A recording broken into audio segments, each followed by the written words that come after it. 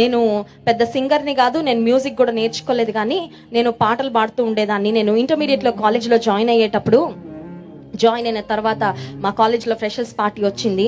ఆ ఫ్రెషర్స్ పార్టీకి అన్ని క్యాంపసెస్ నుంచి మా డైరెక్టర్స్, ఫ్యాకల్టీ అందరూ కూడా వచ్చారనమాట. ఆ సమయంలో మా ఫ్రెండ్స్ నన్ను అడిగారు, నీ వాయిస్ బాగుంటుంది కదా, ఒక సినిమా పాట ఉంది, అది నీ వాయిస్కి చాలా బాగా సూట్ అవుతుంది, నువ్వు ఆ పాట పాడావంటే ఒక్క రోజులో నువ్వు మొత్తం అన్ని క్యాంపసెస్కి తెలిసిపోతావు, నీ పేరు మారుమ్రోగిపోద్ది, యూ కెన్ బి ఫేమస్, నువ్వు ఎందుకు ఈ అవకాశాన్ని సద్వినియోగపరచుకోవద్దు అని నా ఫ్రెండ్స్ ఒక మంచి ఆఫర్ ఇచ్చారండి నాకు.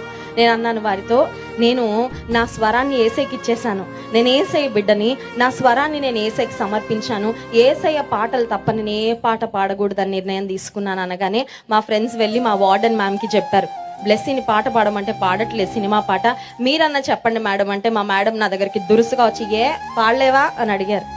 మ్యామ్ సారీ, నేను పాడనండి, నా వాయిస్ నేను ఏసై కొరకు సమర్పించాను, ఏసై పాటలు తప్ప మరి ఏ పాటలు నేను పాడలేనంటే, నీ ఇష్టం, ఇక బో నువ్వు ఎవరి మాట వినవు కదా అని మరి చాలా దురుసుగా మాట్లాడి రూమ్ నుంచి వెళ్ళిపోయారండి. నేను నా హాస్టల్ రూమ్లో నా డైరీలో ఒక మాట రాసుకున్నాను, అదేంటంటే, యేసయ్య ఫేమస్ అవ్వడానికి ఒక అవకాశం వచ్చింది, కానీ అది నిన్ను గణపరచని పని కాబట్టి నేను అది చేయట్లేదు, బట్ ఐ బిలీవ్ నిన్ను గణపరచడానికి నేను ఒక చిన్న ప్లాట్ఫామ్ వదిలేస్తున్నా, ఒక చిన్న అవకాశం నేను వదిలేస్తున్నాను, కానీ బట్ ఐ బిలీవ్ నిన్ను గణపరచడానికి నాకు మంచి అవకాశాలు నువ్వు ఫ్యూచర్లో ఇస్తావని నేను ఖచ్చితంగా నమ్ముతున్నాను, ఎందుకంటే నన్ను గణపరచవని నేను గణపరుస్తానని నువ్వు అన్నావు కదా యేసయ్య అని నా డైరీలో రాసుకున్నానండి.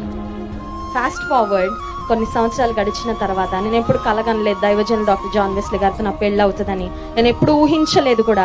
దైవజనతో వివాహం అయిన తర్వాత మరి దేవుడు కొన్ని లక్షల మంది, కొన్ని వేల మంది ప్రజల ముందు దేవుని నా స్వరముతో గణపరిచే ఈ కృప దేవుడు ఇస్తా ఉంటే, దేవుడు నాకు ఏం జ్ఞాపకం చేశాడు తెలుసా, ఆ రోజు నువ్వు చేసిన అతి చిన్న త్యాగం, దట్ స్మాల్ సాక్రిఫైస్, నన్ను గణపరచాలని చిన్న అవకాశం వదులుకున్నావే, నేను అది చూశాను, ఈరోజు దానికి నేను నీకు ఇస్తున్న కాంపెన్సేషన్. హల్లెలూయా.